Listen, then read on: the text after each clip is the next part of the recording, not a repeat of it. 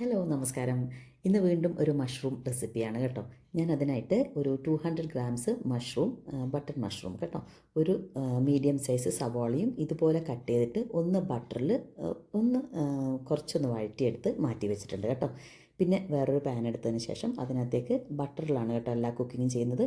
കുറച്ച് വെളുത്തുള്ളി, ഇഞ്ചി, ഒരു പച്ചമുളക് കേട്ടോ. സ്ക്രീനിൽ എല്ലാത്തിൻ്റെ അളവൊക്കെ കൊടുത്തിട്ടുണ്ട്. അപ്പോൾ അതൊക്കെ എടുത്ത് ഇനി അളവ് കുറച്ച് അങ്ങോട്ടും ഇങ്ങോട്ടും ആയാലും വലിയ കുഴപ്പമൊന്നും വരില്ല. അതൊന്ന് വഴറ്റിയതിന് ശേഷം ഇതുപോലെയുള്ള ഗരം മസാലയുടെ ഹോൾ മസാലകളൊക്കെ ആഡ് ചെയ്തു. പിന്നെ 2 മീഡിയം സൈസ് സവോളയും നന്നായിട്ട് വഴന്നതിന് ശേഷം ഇതിനകത്തേക്ക് ആവശ്യമായിട്ടുള്ള മസാല പൊടികളൊക്കെ ചേർക്കുക കേട്ടോ. അതായത് മല്ലിപ്പൊടി, മുളക് പൊടി, മഞ്ഞൾപ്പൊടി, അതും കൂടെ അതിൻ്റെ പച്ചമണം മാറുമ്പോഴേക്കും ഒരു തക്കാളി ഒന്ന് ഞാൻ ഗ്രേറ്റ് ചെയ്തതാണ് കേട്ടോ. നമുക്ക് മിക്സിയിൽ ഒന്ന് അരച്ച് ചേർക്കാം, ഞാനൊന്ന് ഗ്രേറ്റ് ചെയ്തെടുത്തതാണ്.